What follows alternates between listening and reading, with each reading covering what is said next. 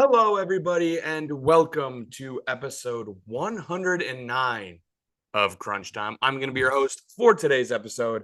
I am Tanner Dislin, and as always, I am joined by Sam Gotzi, and we are the N326 duo. Sam, you know exactly what I'm going to ask. How are you doing today? Man, it's the best time of the year, Tanner. I know I say that every week, but personally for me, this is the best time of the year.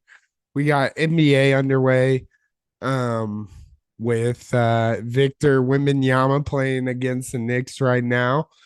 And Easy we money for also the have Knicks, by the way, might I add. we also have college basketball kicked off earlier this week on Monday. So that's super exciting. Hawks got a dub last night against North Dakota. Had some upsets, which we'll talk about here in a bit. But as a basketball fan myself, it's really good to have college basketball back. Yeah, you know it. You know it. And football's going on too. We had a full slate over the weekend. Finally, it feels like the first good slate we've had in a Yeah, while. So we're going to definitely. get back to talking about some games in the episode, both college and NFL. Of course, we have our players of the week. Then we'll end with pick 'em and questions. But before we get to all that, you guys know what's coming as always. We start with our winners and losers. So Sam, who's your winner?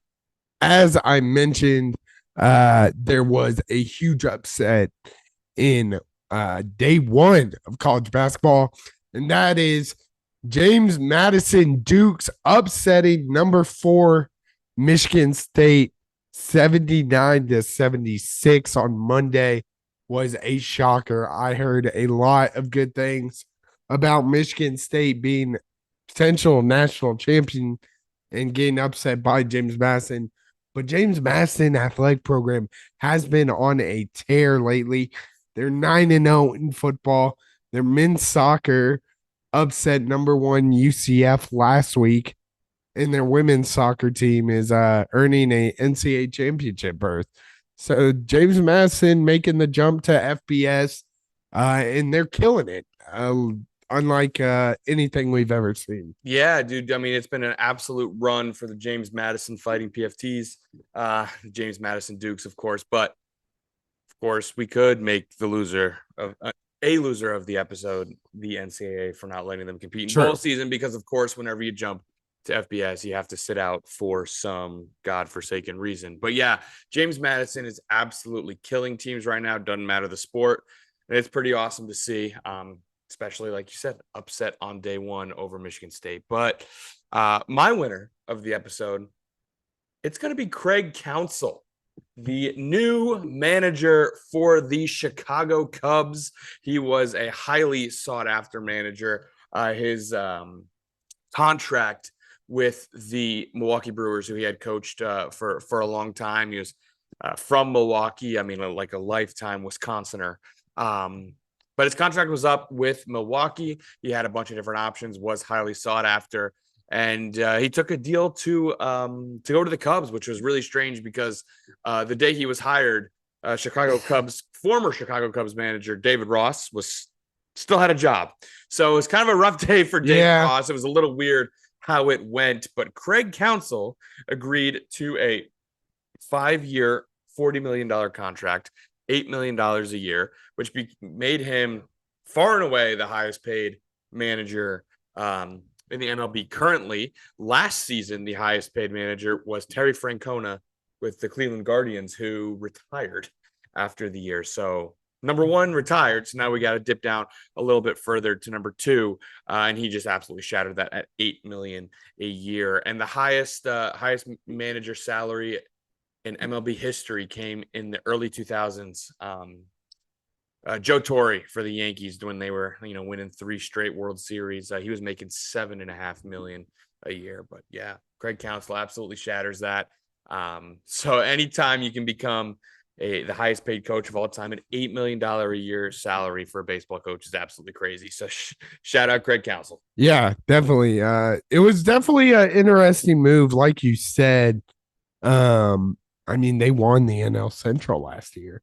It seemed like a very weird time to go to arch rival within the division, but as a Cubs fan, I'm definitely about it because he seemed to kind of rebuild that Milwaukee Brewers team over the past couple years, and hopefully he can do the same with the Cubs. Yeah, absolutely. I mean, he did a great job with the Brewers for all those years, and it's kind of interesting to see where the Brewers go because they lost their president of baseball operations, David Stearns, to the Mets this year. Actually, went and hired him. Lost their manager to the Cubs. Crunch Time is single-handedly picking apart the Brewers, but yeah, it's going to be interesting to see what they do. But let's look over to the other side of things, Sam, as we always do. Who is your loser of the episode? Yeah, there's a couple losers I could name myself. A little under the weather, so sorry if my voice doesn't sound as good, I guess, as it normally sounds. But no bigger loser than what we thought was the Avengers of women's basketball. Of course, I'm talking about the LSU Tigers. Shucks. They lost another game one upset over Colorado Buffaloes, who were ranked number 20, lost 92-78. And LSU loaded up. Say it ain't so. I know it's heartbreaking as Iowa fans, but they were supposed to kind of run the show for women's basketball. They had the addition of Haley Van Lith from Louisville. They basically have two of the top 7 players, I'd say, in women's basketball, and they lost to Colorado. But Colorado was hooping, no doubt. 92 points is pretty good for your first game against basically the front, what we thought were the front runners in women's basketball. Yeah, we're off to a fast start in college basketball, as we hinted to in the intro. Upsets galore. And yeah, I mean, we were just, as you heard earlier, we were just heartbroken over this news, and yeah, just an absolute shame. But my loser of the episode, Sam, we ran into this problem last night. My loser of the episode is streaming. Yeah, because let me tell you, when yeah, that was tough. Even to get away from sports for a second, like when things started streaming, it was really convenient because all you needed was just Netflix, and you had everything. Now you need Netflix, you need HBO, you need Disney Plus, you need ESPN Plus, you need Paramount Plus, you need I'm sure Hulu. You need all. This is 7 I just counted on my hands, and you're probably missing some. And Peacock 8. Peacock. Those are all Amazon Prime 9.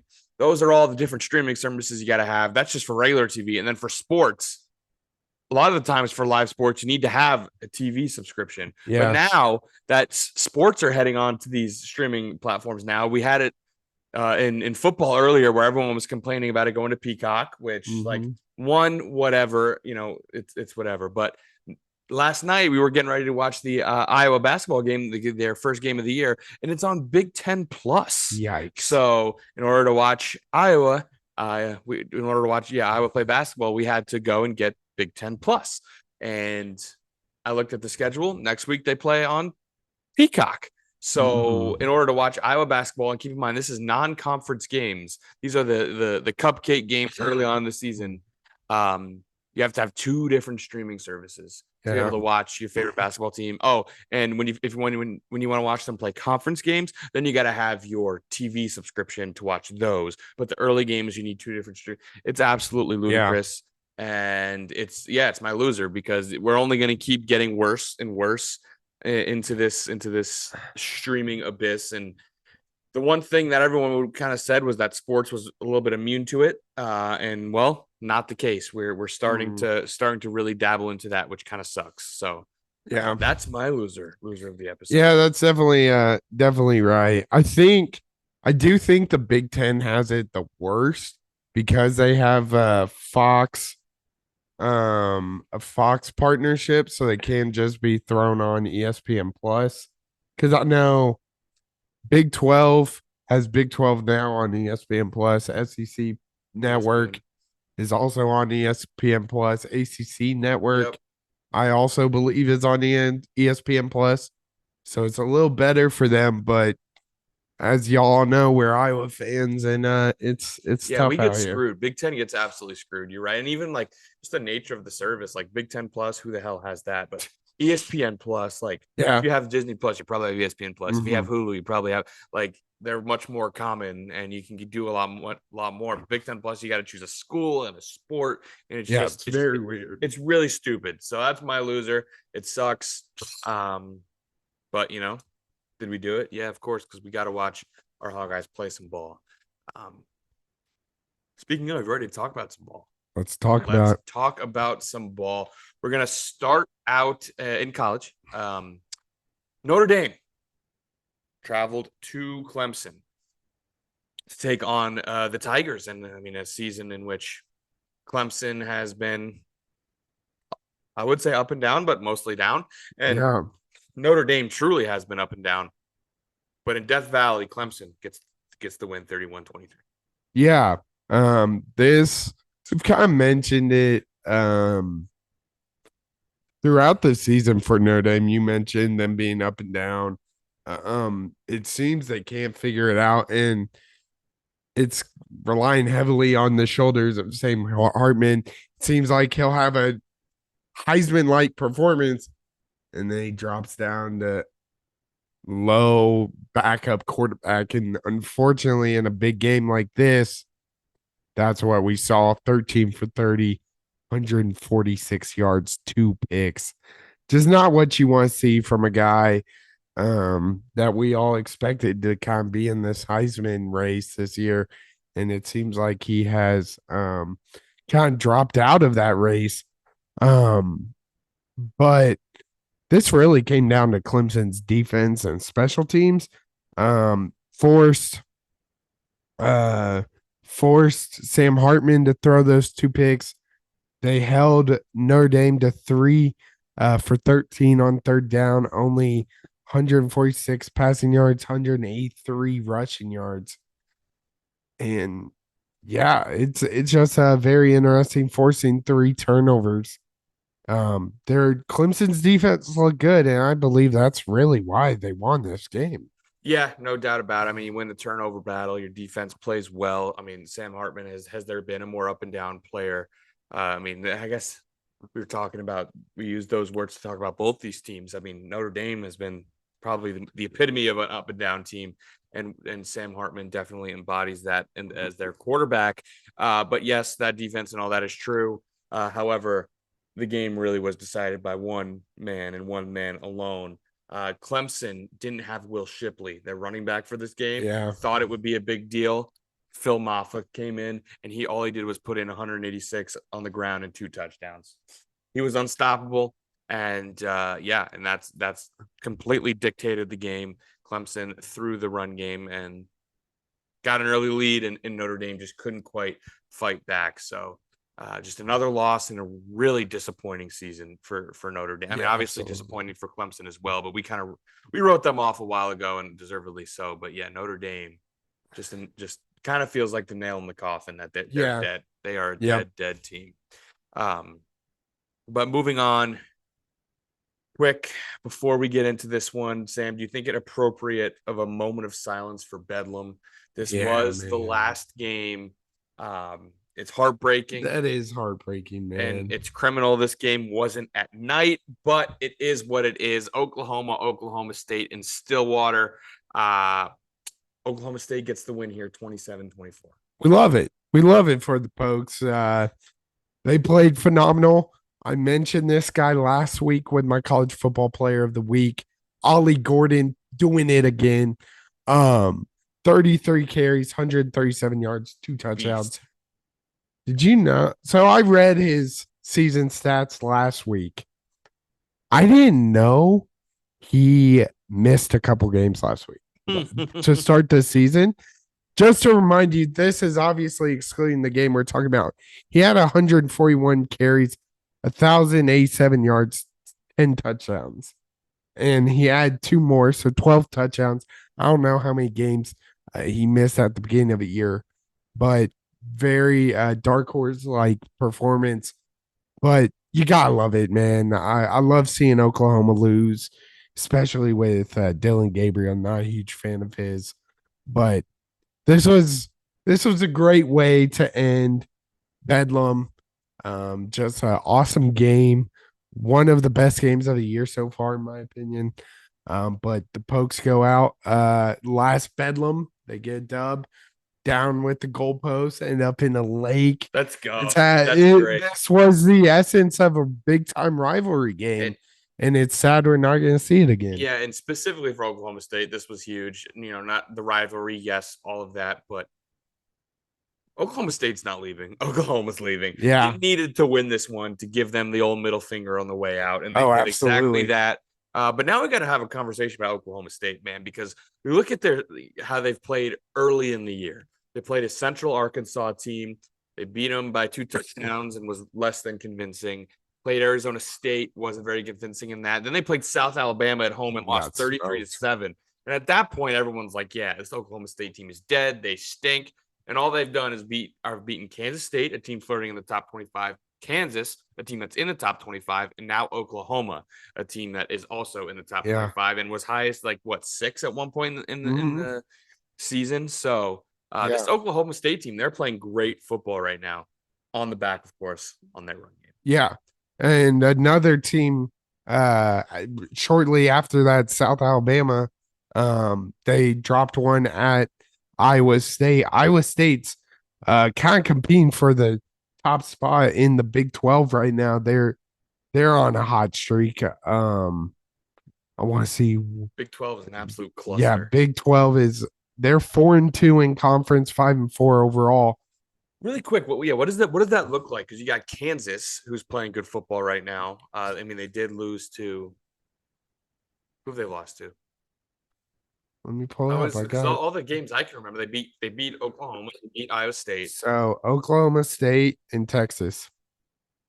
Okay, right. They lost to Texas. Okay, so you got Texas as the top dog. Then you've got Kansas flirting right there. Iowa State's in this. Oklahoma State, as we just talked about, is in this. West Virginia. Dude, this is a crazy. So crazy Texas and Oklahoma State are at 5-1 in conference. Then Kansas, Kansas State, Oklahoma, West Virginia, and Iowa State are all sitting at 4-2. Wow, craziness in the Big 12. It is crazy. Yeah, so let's move on. You like points? Because we're going to have points. In the Pac-12, big-time matchup. USC versus... Big Ten matchup. Come on My bad. It is a Big Ten matchup. You are so right. Washington went to LA to face the USC Trojans, who someone on this podcast, not naming names, like an idiot, had them making their college football playoff. That person was me. But Washington goes to USC and gets the win 52-42. Yeah, I mean, Washington is looking as legit as ever. We talk about Michael Penix throughout the season. Heisman hopeful. Beast. Yes, you can look at that. 22 for 30, 256 yards, 2 touchdowns. Had that pick, but didn't really matter in this one. The person we should be highlighting here, Tanner, is Dylan Johnson. 26 carries, 256 yards for 4 touchdowns. 26 for 256. Bro was 4 yards away from a 10-yard per carry average. Not bad. He had to settle for 9.8 yards per carriage. Oh, what a bum. Yeah, kind of trash. But like with Oklahoma, I like seeing USC lose. We all saw what happened with Caleb Williams after the game, but I do think he's overrated. But holy crap, their defense is the worst.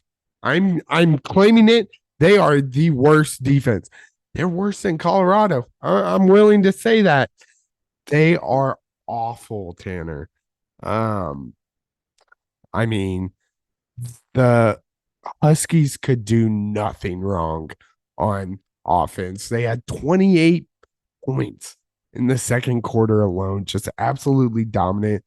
316 rushing yards, over 572 yards, for the Huskies. Just an absolutely dominant performance. I'm honestly surprised this game wasn't a bigger blowout. Yeah, I mean, this was the nail in the coffin. We talk about it. Lincoln Riley has had the same defensive coordinator since his time in Oklahoma. Lincoln Riley took over in Oklahoma in 2017. Alex Grinch was his defensive coordinator in 2019. Yeah. And has been ever since. A team, a program that has had Baker Mayfield, or a coaching duo that has had Baker Mayfield, Kyler Murray. Who else have they had? I mean, Kyler Murray, Caleb Williams, Jalen Hurts. right? So just loads and loads of NFL talent, and have not really won anything. Yeah. And that is one of the main reasons why, because their defenses are so bad, and Lincoln Riley just was hell-bent on bringing Alex Grinch with him everywhere he went. Finally, that reign of terror is over. He was fired after this game. But just I've never seen a defensive performance like that in my life.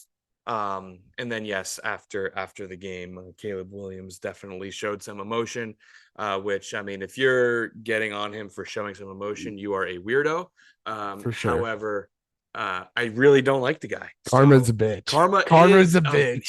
When you was it last year? It was last year. TCU lost. Max Duggan was emotional in the press conference. He retweeted a clip and said LOL. He also said we all know the fingernail paint he's done. I think he did F Utah one game. Sure did. I'm sure he had some between this F game. Utah, the LOL, you said, Max Duggan's crying, sobbing, real emotional after a and loss. Just like what we're hearing about Way Once, dude, coming from the NFL too, the part ownership in the team, like how egotistical do you have to be in order to replace that? I really, really despise Caleb Williams, but yeah, if you're getting on him for crying, you're a weirdo. But definitely, however, I didn't mind seeing it because we're not fans over here. Yeah. But yeah, I think the moral of this story is this 2023 USC defense could be the worst defense to ever be on what would be a preseason college football playoff contender. I mean, we can't even overstate how bad they are. Yeah. And it was the final nail in the coffin for Alex Grinch. How the Grinch stole a college football playoff berth for sure this season is that story. But Washington looks really good, and Michael Penix looks really good. Obviously, is that the Pac-12's only hope now? Oregon. Yeah, Oregon. Right. So that Oregon, Washington, can they match up in the Pac-12? I don't know. Believe it or not, we didn't take the time to learn the structure. It's all changing. That's dying. Yeah, believe it or not. But yeah, should we move on, or should we look this up real quick? I'm rolling right now. All right, let's take a look. Let's take a look, because obviously a rematch of that would be pretty crazy. So I mean, are the only teams that don't have two losses? Is it Oregon and Washington? So they don't have divisions. They don't. Can't remember if they did or not. Okay, so theoretically they could then. Yeah, and that game was only a couple weeks ago, and Washington won 36-33. Yeah, it was a fun game. But Oregon has a tough couple games. I mean, USC, you never know what you're going to get with them. It'll always be a tough game, right? Finishing the season with Oregon State, they're looking as good as ever. DJU.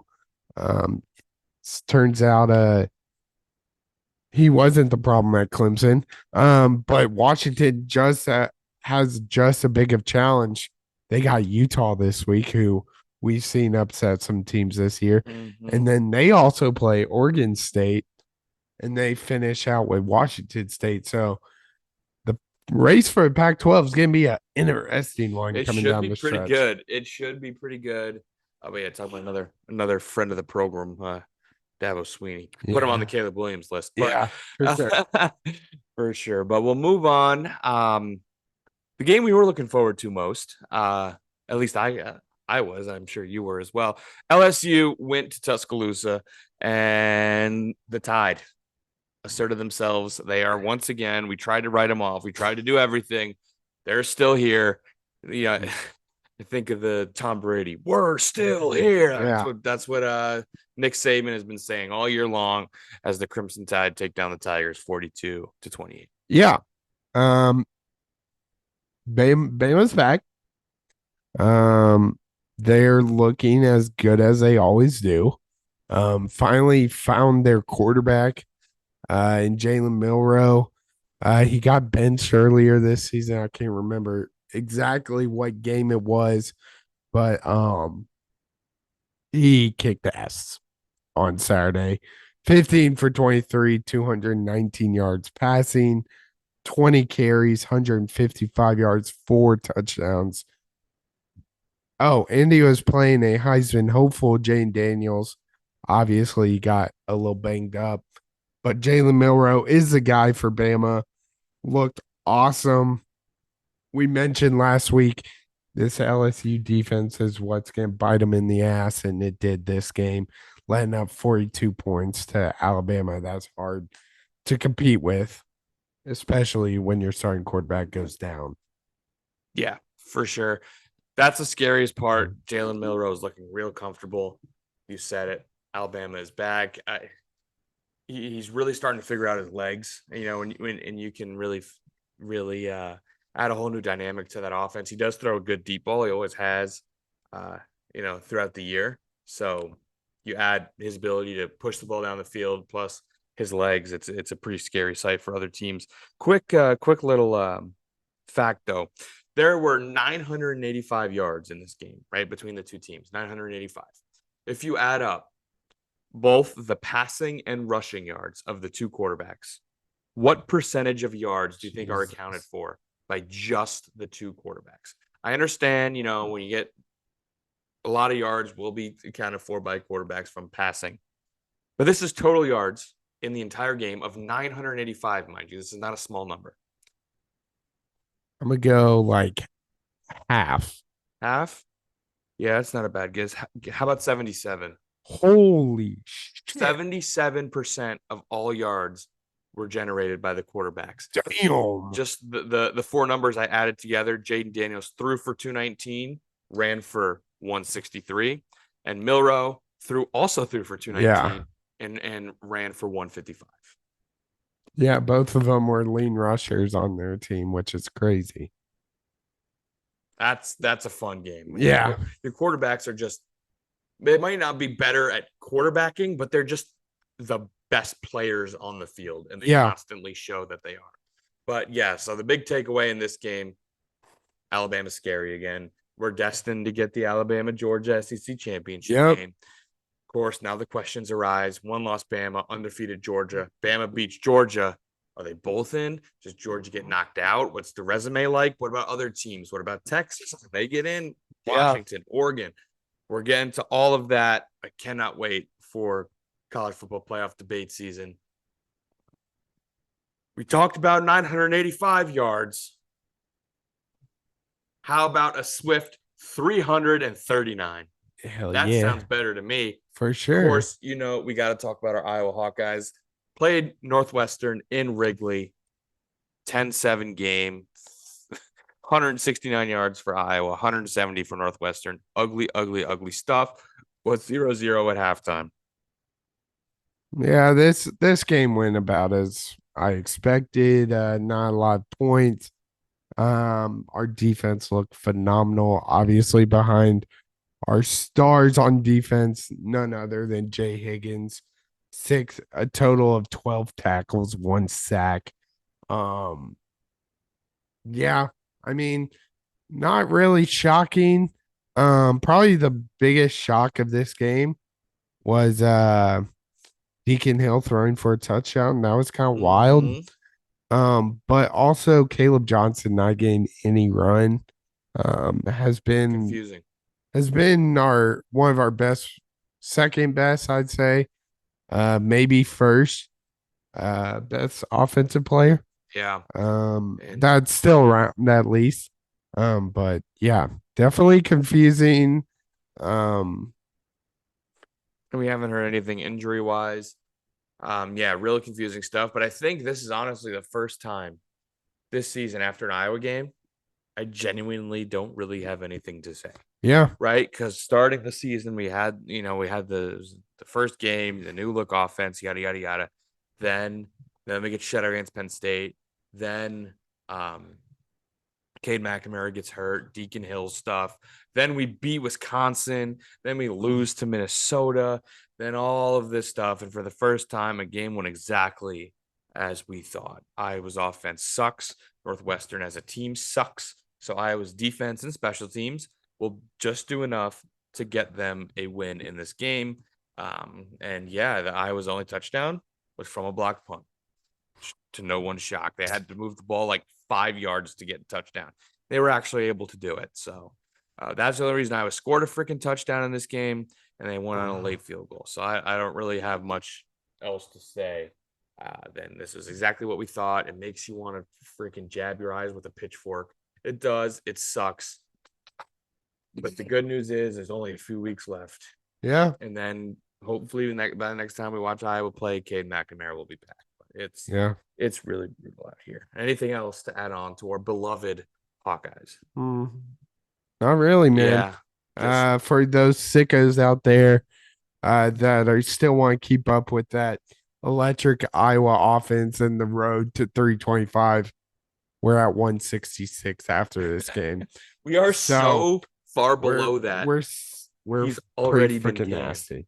He's already been freaking canned. That is just Yeah, crazy. I can't wait for Brian Ferentz and Alex Gingrich to be some special analysts for like Alabama or some big time program.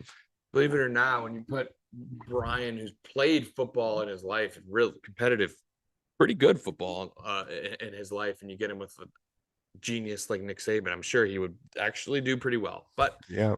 whatever. We don't need to go down that road. Oh, and Kirk's back. Kirk's coming back. Yes. After speculation, we were both wrong. He said I love ball. So he's gonna be back. Verbatim. He said that verbatim. I love ball.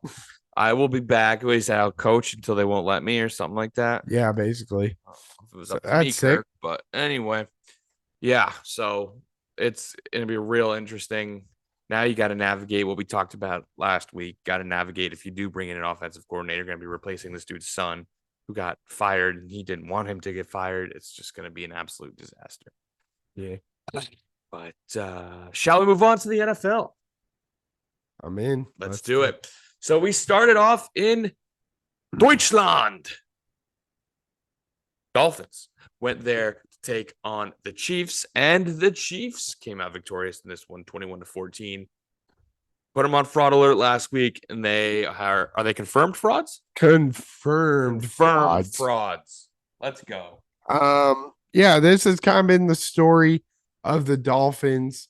They beat the teams they should, and they struggle against the teams that are better than them, and they don't end up beating them ever.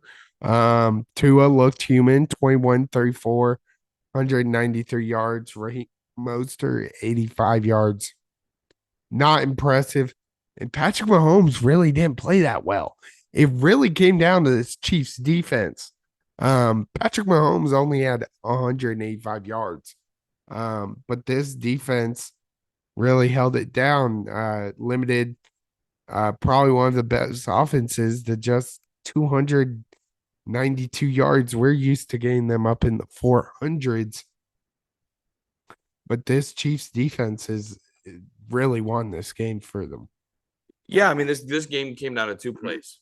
It was the Tyreek Hill scoop and score that involved a little bit of a lateral in the return, and it was late in the game on third down, Tua just throwing a floater for some reason.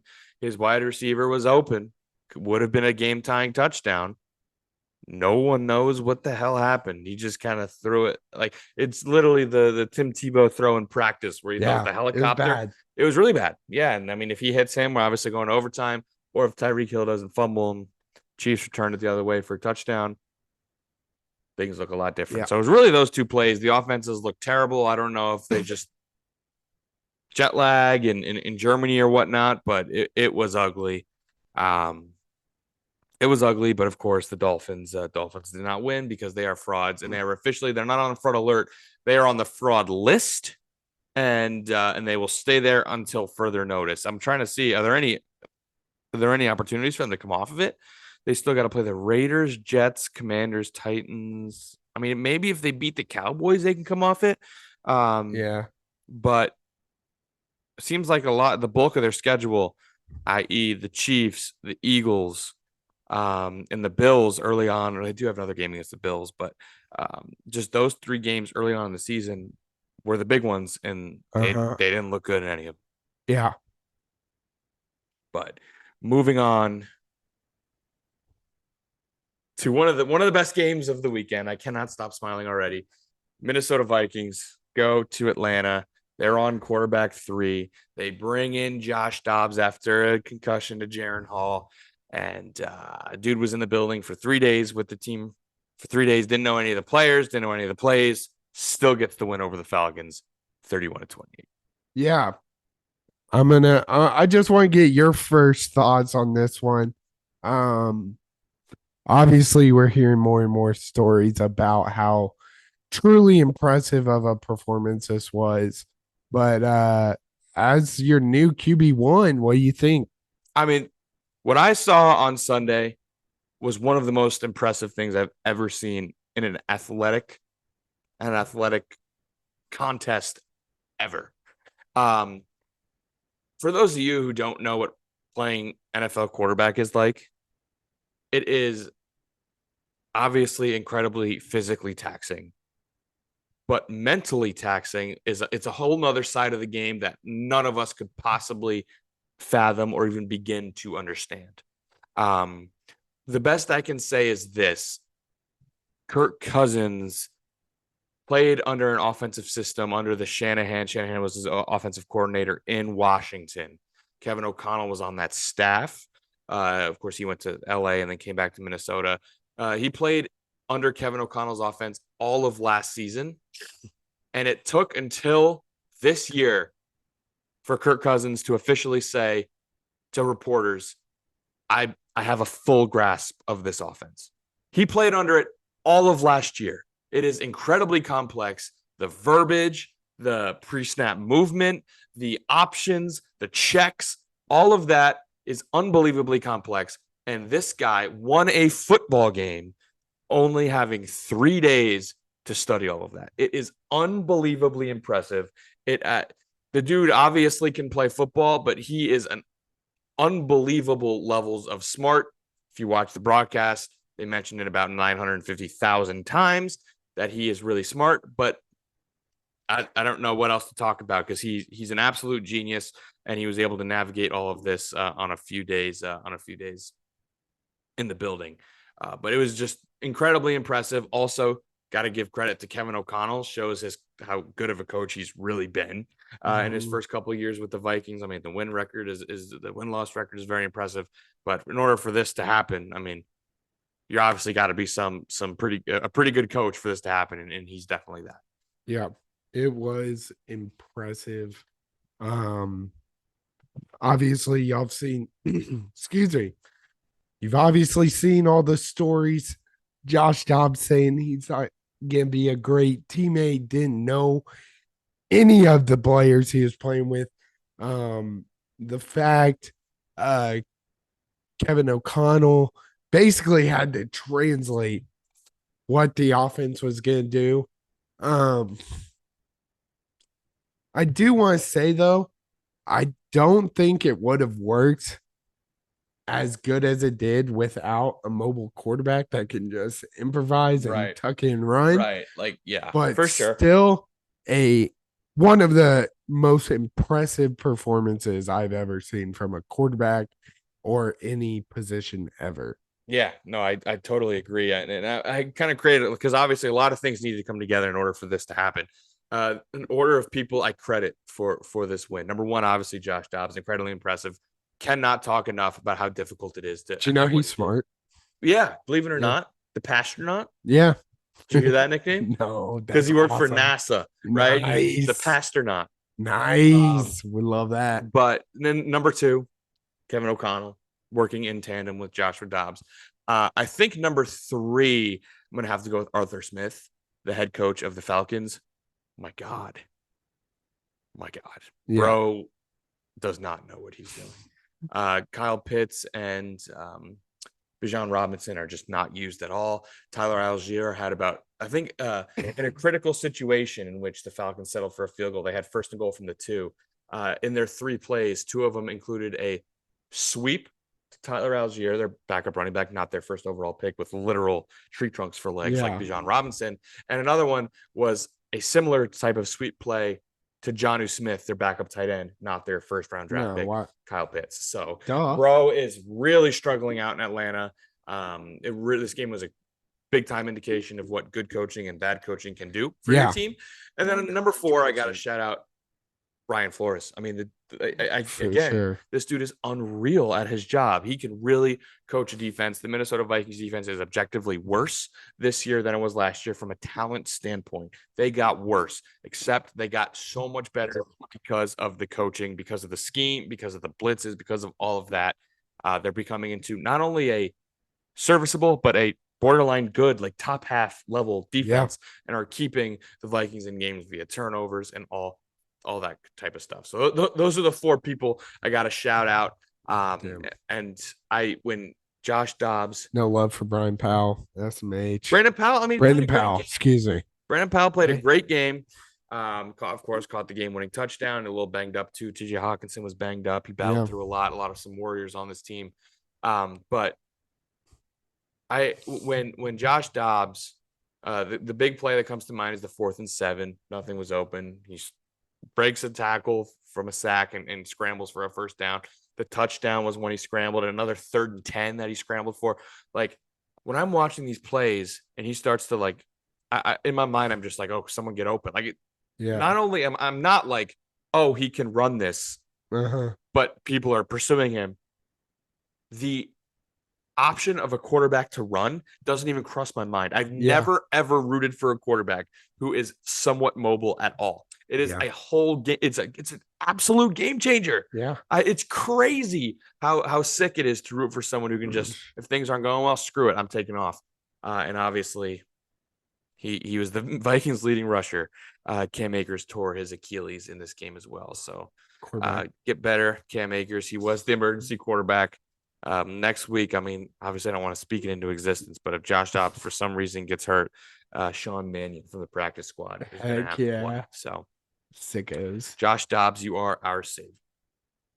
But I can't wait for next week. I can't wait to see how he follows up his encore at home. I'm sure the Minnesota faithful will be very, very loud in showing Josh Dobbs some love. But moving on, Sam, the Baltimore Ravens.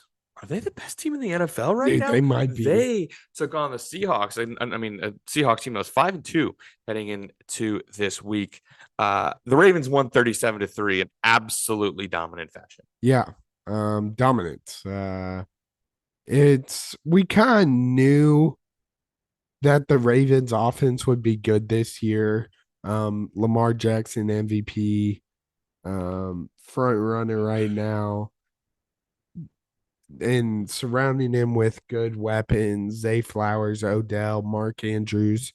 We kind of knew that the offense would be better.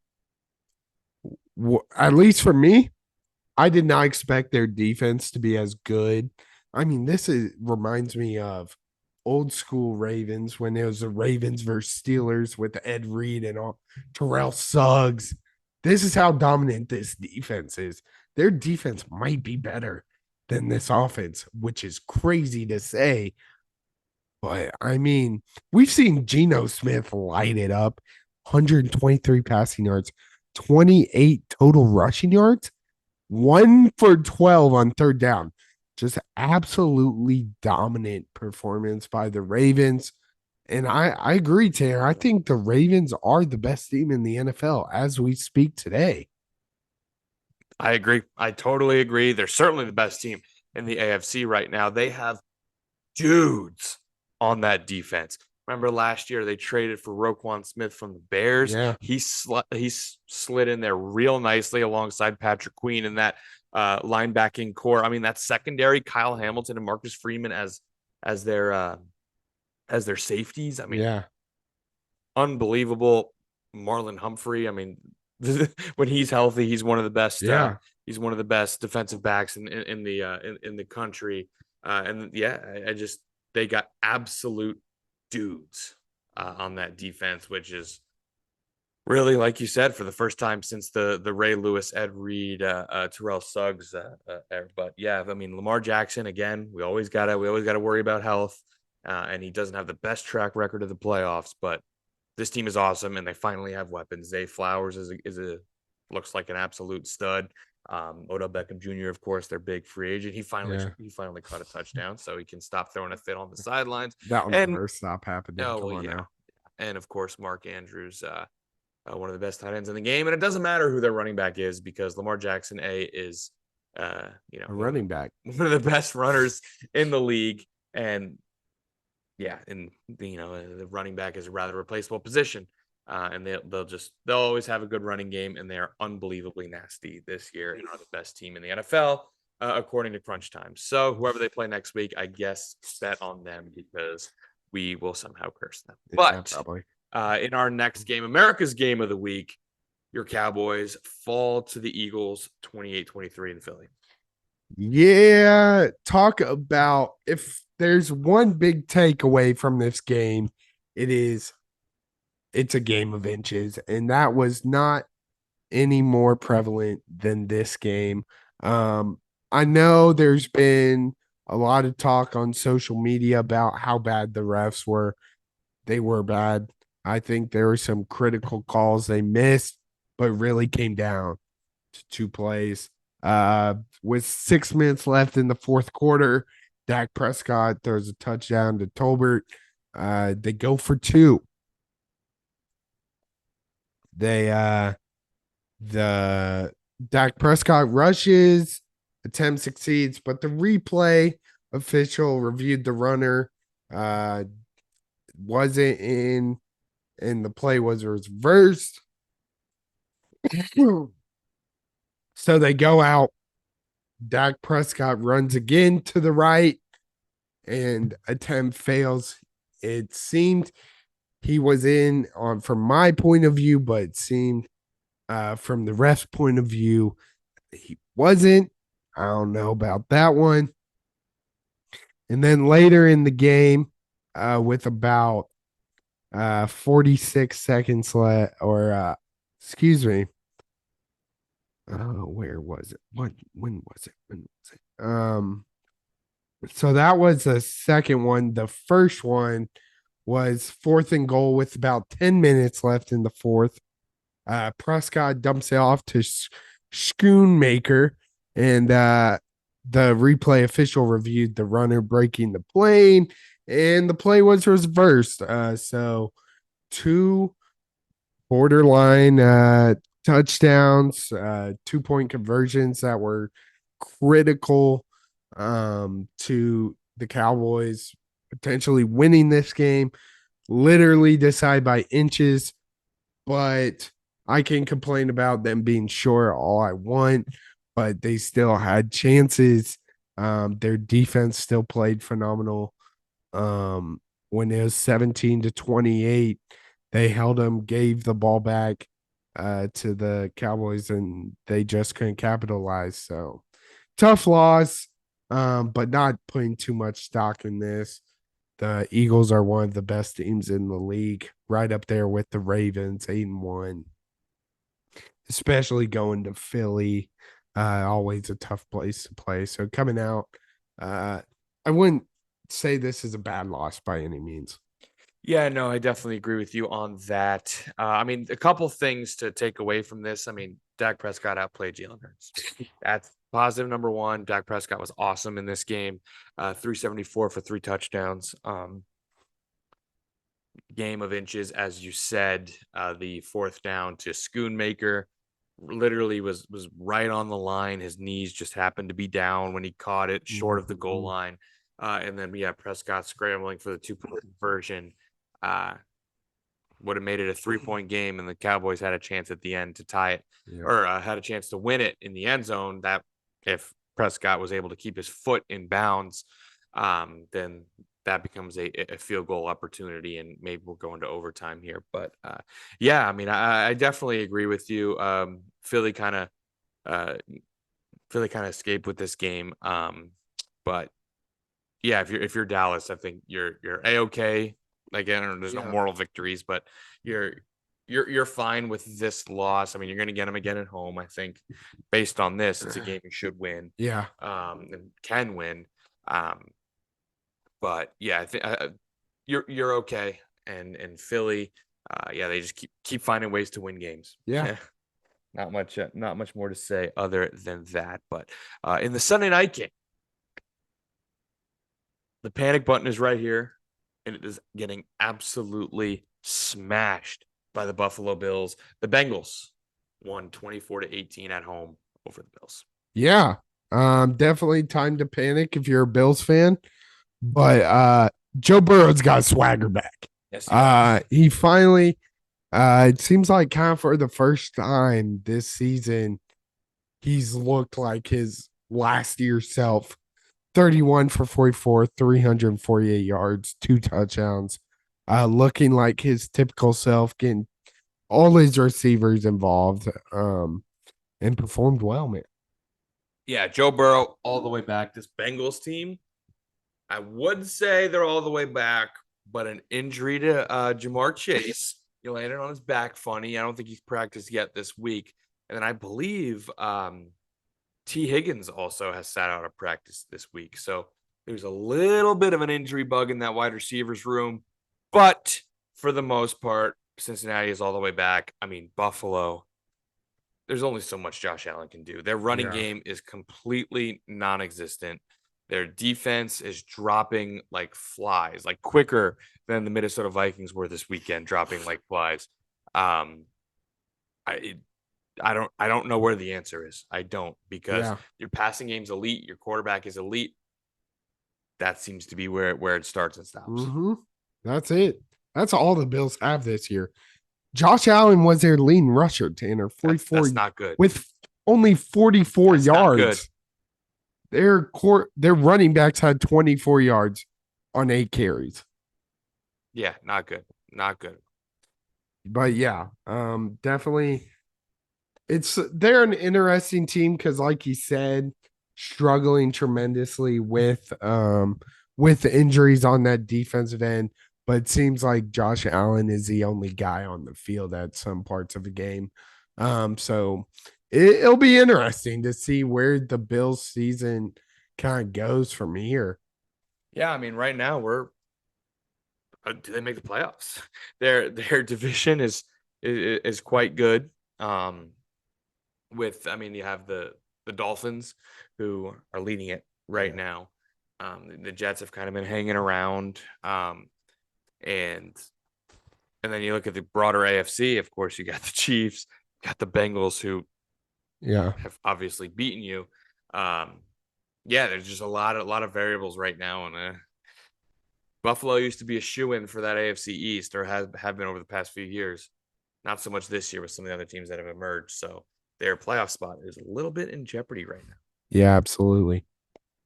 That's going to wrap it up for the individual game talk we have for this episode. But before we wrap up the action from the week previous, we do have to crown our players of the week, Sam. So for the college player of the week, who do we got? Yeah, there were a lot of options. I mentioned some in the talk. Jalen Milroe, the running back from Washington. But I've been kind of leaning heavily into the offensive side of things. So I decided to switch up this week. And I'm going to claim a defensive player, none other than Clemson linebacker Jeremiah Trotter Jr., 11 tackles, 2 sacks, 2.5 tackles for loss, 7 solo tackles, and a pick 6 that ended up being critical in the Clemson upset over the Fighting Irish of Notre Dame. I tell you what, man, I feel like One thing you can say about us is that we're very even between offense and defense. I Yeah, feel for like that's sure. something to hang our hat on. I mean, but I had a what's his name? Oh my God, Miles Garrett before. You had Miles some Garrett. Yep. defenders before. Um, yeah, so We show love to both I love sides. it. I love it. I love it. However, I'm not going to do that. In fact, I'm going to reuse someone I've already used before. But there is no possible way we could give this award to anyone else this week. Yeah. And that's CJ MF and Stroud. He is that dude in a 39-37 win over the Buccaneers. Stroud went 30 for 42, 470 yards, Oh my God. I didn't know it was that crazy. and 5 touchdowns. That's college numbers. That is college numbers. And that's a rookie who's doing that, That's who insane. somehow wasn't the number 1 overall pick. But that's a rookie who's doing that. He was unbelievable in this game. And it's not like he's got absolute studs on the outside. Noah Brown, 6 catches, 153 yards. Dalton Schultz, 10 for 130. Tank Dell, 6 for 114 and 2 touchdowns. That's I mean, crazy. yeah, He's putting on a show. he's Rookie putting of on a the year, show, like I said. making a lot of these people look really good. I mean, we've said it a million times. I mean, we can bring back the audio clips. CJ Stroud's the best quarterback in this quarterback class. What do we know? But yeah, he was an absolute stud. I used him earlier in the year, but this was one of the best games I've ever seen from a rookie ever in the NFL. Unreal stuff. And I mean, the Buccaneers scored a touchdown with like 40 seconds left in the game. And CJ Stroud said, no problem, let him down the field, threw the game-winning touchdown to Tank Dell. Sealed the win. And again, 30 for 42, 470, and 5 touchdowns. Crazy. Unreal week from my boy, CJ Stroud.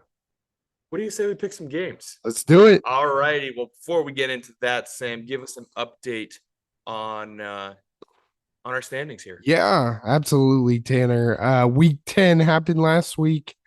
I had 4 points with Texas, and then Washington and Alabama, as well as the Eagles. You had 7 points, Texas, Georgia, Washington, Chiefs, Eagles, and your super dog hit, Indiana plus 9.5 versus Wisconsin. So you kind of took a lead here, Tanner. 47-52. We're both sitting at 7-2 now in our super dogs. So pretty impressive. 14-4 combined. So not bad, Tanner. Not bad at all. Excited for this upcoming week. A lot of good games. Let's do it. So let's jump right into it. Big noon kickoff this weekend. It's an absolute barn burner. Number 3, Michigan, in the wake of all this controversy, goes to Happy Valley to take on Penn State. Michigan's 4.5-point favorites. Yeah, this can we just say it's ridiculous that this game is not a night game at Happy Valley? Yes, it is. It's ridiculous. It should be a whiteout. It should be pitch black, and it should be rocking, but it's not. Penn State's so soft with the whiteouts. Yeah, it is. Shame. But it's kind of lit. Especially at night. But as y'all know, I've been kind of high on Penn State. Unfortunately, this is where it ends. I just don't think their offense can compete, especially with this Michigan defense going up against that weak offense. So I got Michigan here, as much as it pains me to say. Not so fast, my friend. I tell you what, I don't disagree with anything that you said. But I do think a couple things will happen in this game. I think Drew Aller will take care of the football. I think that's something that's been a big make or break stat for Penn State's offense. And I think Penn State's defense will be the one to turn Michigan over. If there's one defense that Michigan might have a little trouble just completely leaning on the run game to eventually break out a long run, it would be this Penn State defense. They've been so good all year long. They just getting some momentum behind them, beating the crap out of Maryland a week ago in College Park. So I like Penn State to get the win at home here. The Wow. controversy in Michigan, I think heads are going to be elsewhere. It's going to be difficult for Harbaugh to get his group to focus on this task at hand, and Penn State is going to be ready to play. So give me the Nittanies to get the win at home, and Wow. then we get a triangle of There you go. between those teams when Michigan beats Ohio State, and we'll have that. So I can't wait for that. But I got Penn State in this game. Next one, Tennessee goes to Missouri. 13 Tennessee are 1-point favorites over the 14 ranked Tigers. Who you got in this game? Yeah, this one's gonna be interesting. It seems like these two teams are kind of like second tier of the SEC. Missouri coming off that tough loss against against Georgia, and Tennessee's kind of rounded up since that loss of Alabama. I like what I've seen these past couple weeks from Tennessee. So give me the Volunteers here, going into Missouri and walking out with a big win. I tell you what, Sam, could not have gone better to start, because not so fast, my friend. The Missouri Tigers, I've really liked what I've seen from this team all year long, really, and specifically last week in Georgia. They played some really tough football against the Bulldogs. Of course, were not able to beat them, and it feels like loser talk, but I was very impressed with Missouri in that game, and I think returning home in Columbia, I think they will be very, very loud there. And I think Missouri gets this win at home over the visiting Volunteers. So give me Missouri in this one. In our next game, Utah goes up to Seattle to face Washington, fresh off of the 52 piece on USC. Washington are 9.5-point favorites. Sam, who do you have in this game? Yeah, I'm not overthinking this one. Give me Washington. I think they take care of business at home and keep winning, taking control of the Pac-12. Not so. No, I'm kidding. I'm kidding. I'm kidding. I'm about to say, heck no. Not a chance. I gotta ask. I know the answer is no, because he is out for the season. But is Cam Rising playing in this game? I gotta ask. It's our weekly tradition on the show. You say it's the best time of year to be a sports fan. I come in and ask if Cam Rising is playing this week. The answer is no. So yeah, Washington absolutely. Washington big. I might take him to cover that 9.5 as well. But in our last college game for the week, number 9 Ole Miss goes to Athens to take on the number 2 ranked Bulldogs. Sam, Georgia, I have not been impressed with them this year. They haven't been dominating teams like they have been in years past. Brock Bowers is out there, number 1 offensive weapon. Something's telling me there's gonna be an upset in Athens. Give me Jackson Dart and the Rebels heading into Athens, coming out with a dub with Lane Kiffin leading the helm. Give me Ole Miss in this one. Wow. Yeah, I don't have the cojones to do that one. I'm gonna go with Georgia here at home. I'm impressed though, man. I like it. It's definitely possible that Ole Miss offense can really play. Mm-hmm. That defense might struggle a little bit against Georgia, but should be a good one. Hopefully is a good one. I feel like with Georgia, you either get a great game or Georgia beats the living crap out of them. But yeah, I'm going to go with the Bulldogs here.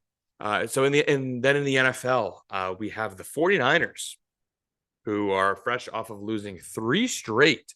They're 3-point favorites. They go to Jacksonville to play the Jaguars, Sam. Yeah. Coming off 3 straight losses, I think the bye week was a blessing for the 49ers. Banged up across the board. I think this bye week is going to greatly benefit the 49ers. I got them going into Jacksonville and coming out with a win here. Hey, Sam, that's a great pick, my friend. I'm going to agree. It's about time. I got the 49ers here on this one. Not to mention they also traded for Chase Young. Oh yeah, he'll be on on the 49ers sideline this week. But if Deebo Samuel's practicing again, just guys coming back from injury.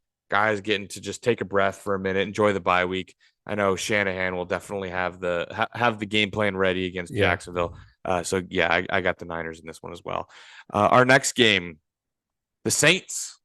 They are 2.5-point favorites when they go to Minnesota and face the Vikings, fresh off of the Josh Dobbs masterclass. Dude. Sam, give me an encore performance from Josh Dobbs. Give me the Vikings.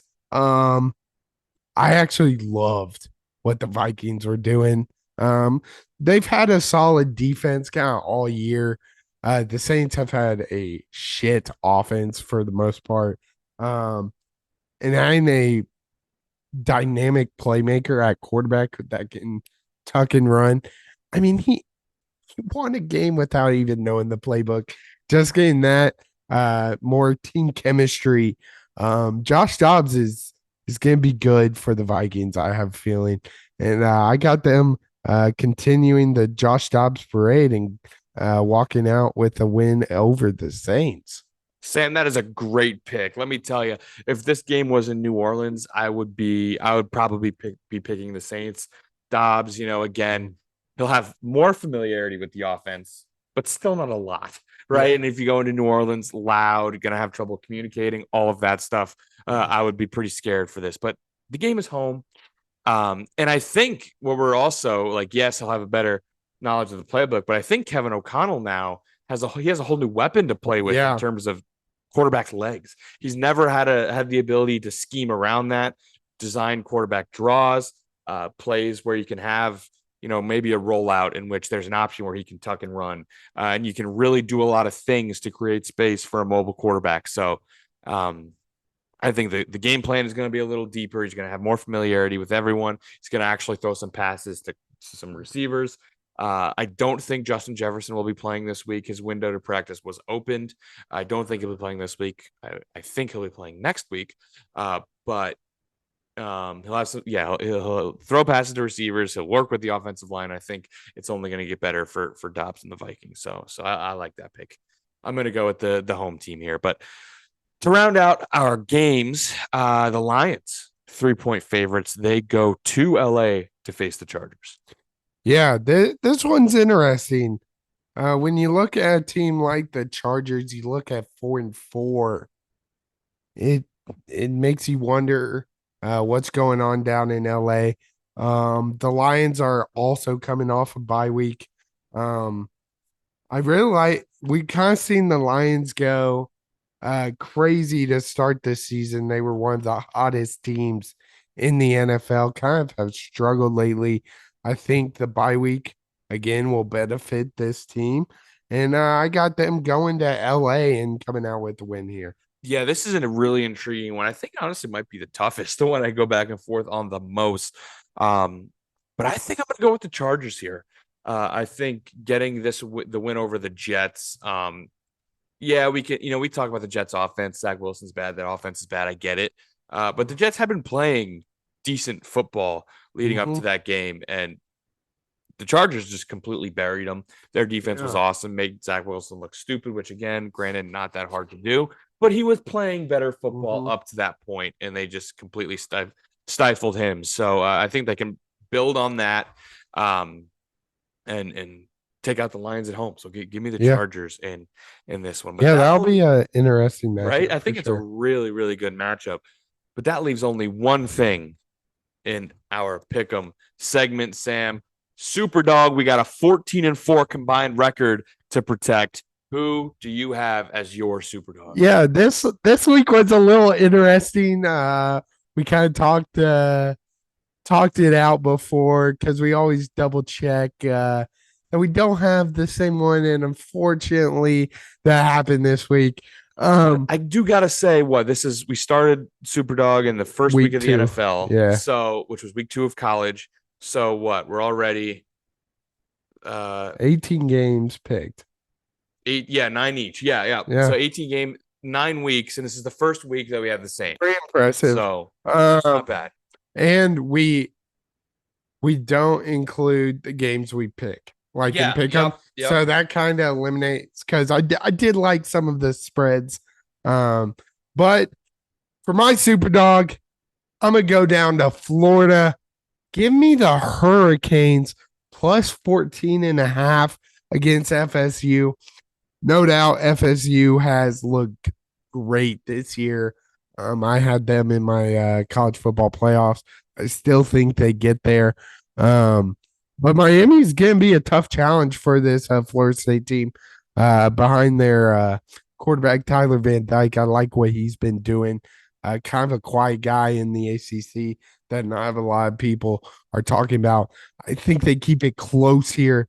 I don't think they pull out a win, but I think they keep it within that 14.5. So that is my super dog Miami plus 14.5. Big time rivalry game. Miami's a team that has cashed twice for me already now. So they respect the coin, they respect the super dog. I do like it. I mean, anytime you get a big time rivalry game like that, surely it'll be a little close. But I'm gonna stay in the Big Ten. I'm gonna go with Nebraska getting 3 at home. I mean, Nebraska so far this year, it's really been a tale of 2 different teams, home and on the road. On the once Big Ten play started, they got boat raced by Michigan, but who has it? Who hasn't? Do they have their signs? Probably. No one knows that. No one knows how to treat a loss to Michigan. Matt Rule believes so. But they did. They beat Illinois on the road, but at home they took out Northwestern. Then they kind of beat the crap out of Purdue at home. Then they had this slip up against Michigan State on the road last week, and I think that's what's driving this line to where it is. But I like the Huskers at home. Maryland right now is playing horrible. Yeah, I trusted them too much last week. Yeah, they're playing horrible football. They got absolutely smacked by Penn State a week ago, 51-15. Yeah. They lost to Northwestern the week before that, gave up 33 to Northwestern, and then Illinois the week before that. 2 teams Nebraska's already beaten this year. Yeah. So yeah, I think especially at home in Memorial Stadium in Lincoln, getting 3. I like Nebraska to cover that spread and maybe even win that game. So, yeah, I do too. That's a good pick. Believe it or not, Sam liked it too. But I came out victorious in this struggle. But yeah, so to wrap up the episode, let's dive into some questions. We got 2 for the episode, both from my mom. So thanks, Mom, for that one. First one. What do we think about Cooper DeJean offense? Loved it. Why not put your best player on the worst offense in the country? Need we say more? Yeah. Need we say more? The only thing I would offer is that the dude's a first round draft pick as a cornerback. He is a cornerback if he were to be played out of position, which I mean, he's a punt returner, right? He's very comfortable in ball carrying situations. I don't necessarily want him going out and running routes where he has to maybe make a catch and turn his head quickly. Like I think of the KJ Osborne play against the Falcons. It was miraculously okay. But yeah, one, threw it across the middle. He got absolutely decapitated by the defender. I don't want him doing that, and putting him in positions where he's not comfortable. But if you get him the ball out in the flat, let him carry it and run, maybe even hand it off to him. I think that will work well, but I don't really want him running routes. I don't want him to get injured out of position when he's a surefire first round draft pick at his own position. But yeah, I mean, why the hell not? It's cool. Why the hell not? Yeah. I mean, 8-yard carry was a very positive play for us, and then that's it. No more. No. Classic Brian. The last question of the episode. What's going on with this Michigan scandal? Is everyone cheating? Because that's what it looks like is happening right now. And will Harbaugh survive this and be able to land in the NFL? Yeah. I don't really know what's going on, to be honest with you. All I know is, yes, there's no doubt this dude was cheating. The biggest question is gonna be Connor Stallion. He resigned. I'm kind of in the middle of an investigation. Red flag. That was last Friday, the 3rd. Comes out Harbaugh's likely to be suspended. NCAA shares findings with Big Ten. Big Ten coaches are like, yeah, they stole signs. Then it comes out. Um, they might have shared signs with other teams like Rutgers and Purdue. Um, and that's basically what I know. But I've this is confusing. I think if Michigan was middle tier, or bottom tier of the Big Ten, we suspensions and that punishments would have already been handed down. But since they're still one of the top teams in the country, um, I don't think we'll hear anything from this till after season. Um, but I do think everyone is cheating at some point. Um, Everyone is cheating. I mean, in some shape or form, someone is Yeah, cheating. definitely for sure. I mean, it happened in the baseball thing. Remember when the Astros did, and then like a year later, it was like, oh, the Red Sox did it too. And it's like everyone is cheating. Like everyone's trying to gain some competitive I mean, advantage. Kirk in a press conference was like, now this might have just been ironic timing, but talking about playing at Wrigley, he's like, yeah, people steal signs. It's like part of it. Like, Yeah, right. but I don't really know. Like, someone needs to explain to me why. Is it the fact they sent out Connor Stallions and to video? Is the video part the problem? I believe Because that is a part of the problem. I also believe the fact that he was there in person at games, uh, at yeah, opposing opposing teams' teams. games Okay. is a little bit of a problem. I mean, when it remember when it first came out, all this like all those weeks ago, we talked about it. We're like going into a game and scouting, like Yeah. what? But I think it's more the the signs and hand signals as opposed to like I, I was really hoping you had a better grasp on this than I did.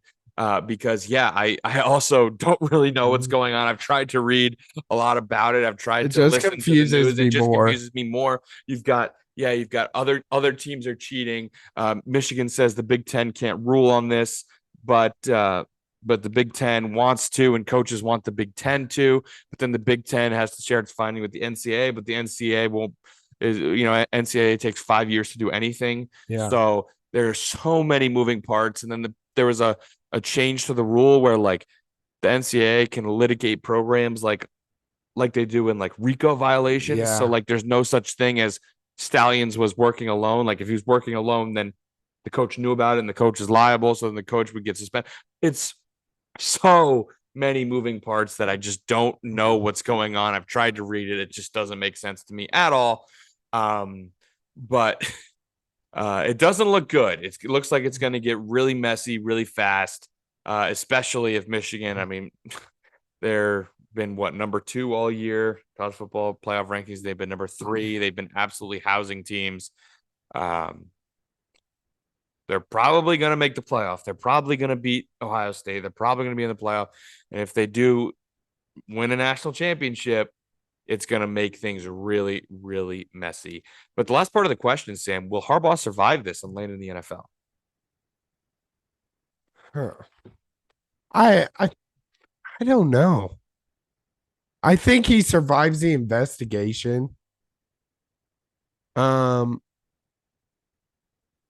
it does he go to I think if he gets suspended, I don't know. That's the thing. Nobody know. Like, does this guy want to go to the NFL? Yeah. Every freaking offseason. Oh, this team's in. I remember it happened with the Vikings before they hired Kevin Uh, O'Connell.